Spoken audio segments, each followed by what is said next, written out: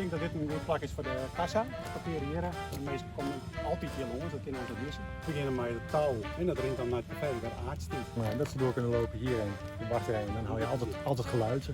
Daar is het schreeuwershoeske. Ja, dat is een schreeuwershuske. Dat had Piet Max een boek geschreven. Piet Max, de verneemde schreeuwer. Die had het boek geschreven Hoe God verdween uit Friesland. Dat had er 10 schreeuwen in dat huske. Nou, dat heet Lucht en Vel. Dat is een mooie naam. Komen we met de tekst uit? Het is juist heel mooi dat ze er ook gewoon zijn. Super.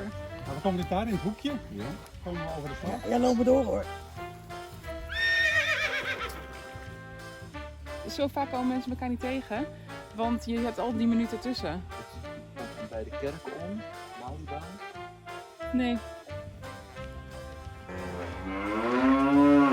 Echo, waar gaan we hier? Dit is een pony die is heel verneemd in Jorwert. Ja. Pegasus. Pegasus? Ja, de meeste mensen kennen hem alleen nog maar uit de kroeg. Dit is hem, ja. Pegasus.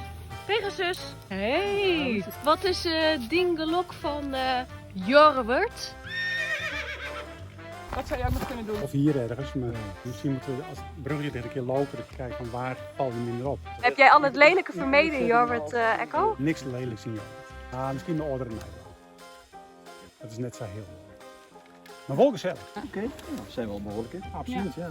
Nog een heel klein dingetje, dat is de soerenjering. Ja. Als een soering kan je dat knippen, eraf knippen. Jering. Het is een soort jering namelijk. Ja, dat kan wel, hè? Ja? De soer, dus gewoon alleen de jering. Ja, jering met slagroom. Ja. En dan zou ik de knip zo hoorbaar mogelijk maken. Ja, jering.